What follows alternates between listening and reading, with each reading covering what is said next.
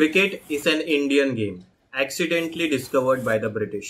Cricket हा एक भारतीय खेळ आहे ज्याचा शोध ब्रिटिशांकडून चुकीने लागला. हा कोट आहे आशिष नंदी यांचं, जे की एक भारताचे पॉलिटिकल सायकोलॉजिस्ट, सोशल थिअरिस्ट आणि एक क्रिटिक आहेत. हे त्यांचं वाक्य 100% योग्य आहे, कारण भारतभूमीच्या उत्तरेपासून ते दक्षिणपर्यंत, पूर्वेपासून ते पश्चिमपर्यंत खूप विविधता सापडेल तुम्हाला. राज्यांच्या संस्कृतींमध्ये, नैसर्गिक संपत्तीमध्ये, ठिकठिकाणी राहणाऱ्या माणसांमध्ये, त्यांच्या स्वभावांमध्ये. पण अवघ्या भारतामध्ये दोन अशा गोष्टी आहेत ज्यांच्यावर भारतीय लोकांचं खूप प्रेम आहे. या दोन गोष्टी भारतभूमीवरती प्रचंड लोकप्रिय आहेत आणि भारतीयांचा त्यांच्यावर प्रचंड प्रेम सुद्धा आहे. आणि त्या दोन गोष्टी म्हणजे चहा आणि क्रिकेट.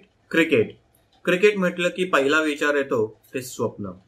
अरे माझं सुद्धा स्वप्न होतं रे क्रिकेटर बनायचं, पण काय करू, मोठा होत गेलो आणि स्वप्नच राहिलं. भारतातील 75% किंवा त्याहून पेक्षा जास्त व्यक्तींना तुम्ही असं बोलताना ऐकलं असेल, जे आता सध्या आपापल्या संसारात रमले आहेत. कोणी इंजिनियर बनलंय, कोणी सरकारी नोकरीला लागलं, तर कोणी काहीतरी वेगळं करतंय, पण क्रिकेटर नाही बनू शकलं. लहानपणापासूनच अनेकांचं स्वप्न असतं क्रिकेटर बनायचं, चौके छक्के मारायचे, भारतासाठी खेळायचं, भारताला विजयी करायचं. पण खरंच किती स्वप्न अस्तित्वात येतात. मुळात हा क्रिकेटचा खेळ जो भारतीयांचा जीव की प्राण बनला आहे, तो एवढा लोकप्रिय झाला तरी कसा? कबड्डी, खो खो, चेस हे जे भारतीय भूमीत जन्म घेतलेले खेळ आहेत, ते एवढे लोकप्रिय नाही होऊ शकले किंवा एवढे रुजू नाही शकले जेवढा हा 4-5 शतकांपूर्वी भारतीयांना अवगत झालेला खेळ लोकप्रिय झाला. याचं उत्तर लपलं आहे भारताच्या गुलामीमध्ये आणि सध्या क्रिकेटमध्ये असलेल्या प्रचंड पैशामध्ये. मुळात इंग्रज जेव्हा भारतात आले, त्यांनी भारतावरती राज्य सुद्धा केलं आणि ते निघून सुद्धा गेले. पण या सगळ्यामध्ये त्यांनी काही गोष्टी चांगल्या सुद्धा केल्या, ज्या की त्यांनी आपल्याच फायद्यासाठी केल्या होत्या. पण स्वातंत्र्यानंतर भारताला सुद्धा याचा खूप फायदा झाला. जसं की भारतीय रेल्वे, चहा जो अवघा भारत आवडीने पितो, या चहाला लोकप्रिय करण्यामागे सुद्धा ब्रिटिशांचाच हात होता. आणि तिसरं म्हणजे क्रिकेट. इंग्रजांनी कधी हा विचार सुद्धा केला नसेल की पुढील येणाऱ्या काही शतकांमध्ये भारत हा देश क्रिकेट विश्वामध्ये एवढा दिग्गज बनेल की BCCI सारखं एवढं काहीतरी भव्य दिव्य उभं राहील, ज्या BCCI मध्ये ताकद आहे क्रिकेट विश्वामध्ये उलटा पालट करण्याची. तो विषय भलताच आहे, पण आपला आजचा विषय आहे भारतभूमीवरती क्रिकेटची सुरुवात झाली तरी कशी, आणि मुळात हा क्रिकेट भारतीय भूमीवरती आणि भारतीय माणसांमध्ये एवढा रुजला तरी कसा. याचा इतिहास जाणण्यासाठी आपल्याला जावं लागेल 18व्या शतकामध्ये. सन 1721 हा वर्ष काही भारताच्या इतिहासामध्ये एवढं वैशिष्ट्यपूर्ण नाहीये, एवढं काही असं वेगळं काही घडलं नाही. पण याच वर्षाच्या आसपास मागे आणि पुढे अशा अनेक गोष्टी घडल्या ज्याच्यामुळे क्रिकेट या खेळाने भारतीय भूमीवर आपला प्रवास सुरू केला. तर 1707 दरम्यान जेव्हा मुघल राजा औरंगजेब हे मरण पावले, त्यानंतर भारतीय भूमीवर एक मोठी ताकद म्हणून जे उभे राहिले होते ते होते आपले मराठास, ज्यांनी याच काळादरम्यान दिल्ली काबीज केलं होतं आणि त्याहून पलीकडे जाऊन आपली सत्ता स्थापन केली होती. आणि याच दरम्यान भारतामध्ये ब्रिटिश आणि फ्रेंच यांचं सुद्धा येणं झालं होतं, जे भारतीय भूमीवर व्यवसाय करण्यासाठी आले होते. 1721 मध्ये अशीच एक ब्रिटिशांची शिप भारतीय पश्चिम किनारपट्टीवरील कच्छ या जागी उतरते. इथे सुद्धा जे ब्रिटिश सेलर्स आले होते ते व्यवसाय करण्यासाठीच आले होते. ते आपलं काम केल्यानंतर आपला वेळ घालवण्यासाठी, थोडं रिलॅक्स होण्यासाठी आपले आवडीचे एक्सरसाइज आणि खेळ खेळायचे. आणि यात त्यांचा आवडीचा खेळ होता अर्थातच क्रिकेट. अशा प्रकारे भारतीय भूमीवर क्रिकेट खेळण्याची सुरुवात झाली होती. यानंतर भारताचा जो इतिहास आहे की जे ब्रिटिश फक्त व्यवसाय करण्यासाठी आले होते, ते हळूहळू आता आपले शासक बनले होते. त्यांनी भारतावर राज्य करण्याची सुरुवात केली होती आणि भारत हा हळूहळू ब्रिटिशांच्या गुलामीत अडकत चालला होता. आणि याच दरम्यान 1751 मध्ये ब्रिटिश आर्मी विरुद्ध ब्रिटिश सेटलर्स या दोघांमध्ये एक क्रिकेट सामना होतो आणि हा सामना बनतो भारतीय भूमीवरील खेळला गेलेला पहिला क्रिकेट सामना, ज्याचा रेकॉर्ड उपलब्ध आहे.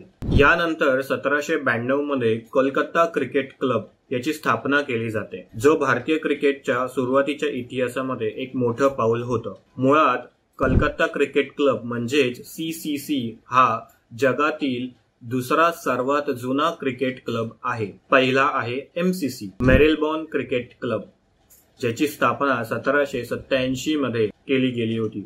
अर्थातच तो क्लब इंग्लंडमध्ये आहे। स्थापन झाल्याच्या 10 वर्षांनंतर कलकत्ता क्रिकेट क्लब एक मॅच ऑर्गनाइज करते, जी की असते कलकत्ता क्रिकेट क्लब विरुद्ध ओल्ड इटोनियन्स, आणि याच सामन्यामध्ये ओल्ड इटोनियन्सचे रॉबर्ट वेन्सिटाट हे शतक मारतात आणि म्हटलं जातं की हा भारतीय भूमीवरील पहिला शतक आहे ज्याचा रेकॉर्ड उपलब्ध आहे। पण आतापर्यंत भारतीय भूमीवर क्रिकेट हा फक्त ब्रिटिश आणि त्यांच्यासोबत असलेले लोकच खेळायचे। भारतीयांच्या साईडने इंडियन आर्मी मधले सोल्जर्स हे पहिले होते ज्यांनी क्रिकेट हा खेळ आपला मानला आणि खेळायला सुरुवात केली। सिलहेट, जे की आता सध्याच्या बांगलादेश या देशामध्ये आहे, यामध्ये जे सिपाहीस होते ते खूप उत्सुक असायचे क्रिकेट खेळण्यासाठी। कधी कधी त्यांची एक्साइटमेंट आणि एनर्जी लेवल इतकी प्रचंड असायची की ब्रिटिशर्स सुद्धा आश्चर्यचकित व्हायचे। कम्युनिटीजचं म्हणायला गेलं तर सर्वात पहिले पारसी कम्युनिटी क्रिकेट खेळायला सुरुवात करते आणि ते आपला क्रिकेट क्लब सुद्धा स्थापित करतात। 1848 मध्ये ओरिएंटल क्रिकेट क्लबची मुंबईमध्ये स्थापना केली जाते, पण तो फार काळ काही टिकत नाही आणि 1850 मध्ये दुसरा क्लब उभारला जातो, यंग झोरोस्ट्रियन्स क्लब या नावाने। पारसी कम्युनिटी नंतर हिंदू कम्युनिटीमध्ये क्रिकेट हा खेळ खूप लोकप्रिय होत जातो आणि पारसी कम्युनिटी यांना फॉलो करत हिंदू कम्युनिटीनी सुद्धा आपला क्लब स्थापन केला, हिंदू जिमखाना या नावाने 1866 साली, आणि त्यानंतर 19 जून 1875 मध्ये बॉम्बे जिमखाना यांची स्थापना केली जाते मुंबई येथे। क्रिकेट हा आतापर्यंत एलिट लोक किंवा उच्चस्तरीय लोकांमध्येच खेळला जायचा, पण ते चित्र हळूहळू आता बदलत होतं। क्रिकेट हा सामान्य माणसांमध्ये सुद्धा लोकप्रिय होऊ लागला होता आणि सामान्य भारतीय लोक सुद्धा क्रिकेट उत्सुकतेने खेळायला लागली होती, कारण ती एक टेंडन्सी असते ना की जी मोठी लोक करतात ते आपण सुद्धा करायचं। अशा प्रकारे क्रिकेट हा सामान्य भारतीयांच्या मनात घर करायला सुरुवात करतो। मुंबई आणि कलकत्ता सोडलं तर भारताच्या इतर शहरांमध्ये सुद्धा क्रिकेट लोकप्रिय होत होता। 1844 हा भारतीय क्रिकेटच्या इतिहासामध्ये एक इव्हेंटफुल वर्ष होतं, कारण याच वर्षी एक सामना खेळण्यासाठी श्रीलंका मधून एक टीम आली होती कलकत्तामध्ये। याच वर्षी मुंबईमध्ये पारसी जिमखाना स्थापित केला जातो आणि पुढच्या वर्षभरामध्येच कोलकाता अजून एक सामना आयोजित करतो, जो की प्रेसिडेन्सी क्लब आणि ऑस्ट्रेलियाच्या एका टीम या दोघांमध्ये खेळला जातो। पारसीस हे तसे श्रीमंत माणसं होती आणि त्यांची हीच गोष्ट भारतामध्ये क्रिकेट रुजवण्यासाठी महत्वाची होती, कारण 1886 मध्ये पहिल्यांदाच भारतामधून एक टीम इंग्लंडचा दौरा करायला जाणार होती आणि या टीमचे सगळे प्लेयर्स मोस्टली पारसीच होते, कारण का या दौऱ्यासाठी जो लागणारा खर्च होतो ते हे प्लेयर्स आपापला खर्च स्वतः उचलणार होते। तर ही सगळी त्या टीमच्या प्लेयर्सची नावं आहेत जे 1886 मध्ये इंग्लंडचा दौरा करण्यासाठी गेले होते, ज्यापैकी डॉक्टर DH पटेल हे एक डिसेंट ऑलराऊंडर म्हणून लोकप्रिय होते, यांना कॅप्टन बनवलं गेलं होतं। आणि अशीच पारसीची ही टीम पहिली टीम बनते जी भारत भूमीच्या बाहेर जाऊन ब्रिटिशांविरुद्ध क्रिकेट मॅच खेळते। यानंतर क्रिकेटची लोकप्रियता भारतीयांमध्ये वाढतच जाते आणि 1932 मध्ये भारत हा आपला पहिला आंतरराष्ट्रीय सामना खेळतो। खरं म्हटलं तर क्रिकेट हा भारतीयांचाच खेळ आहे असं म्हटलं तर वावगं नाही ठरणार। नावासाठी तो फक्त ब्रिटिशांचा मानला जातो, कारण का त्यांनी त्याचा शोध लावला, पण जी लोकप्रियता क्रिकेटची भारतीयांमध्ये आहे, भारतीयांचं जे क्रिकेटवरती प्रेम आहे आणि जो टॅलेंट भारत भूमी किंवा भारत निर्माण करत आला आहे अजूनपर्यंत, हे सगळं कोणासोबत कंपेअर करू शकता येईल असं अजिबात वाटत नाही। माहिती आवडली असेल तर हा व्हिडिओ नक्कीच शेअर करा, लाईक करा। अशाच माहितीसाठी क्रिकबाऊ या चॅनलला सबस्क्राईब सुद्धा करा। धन्यवाद।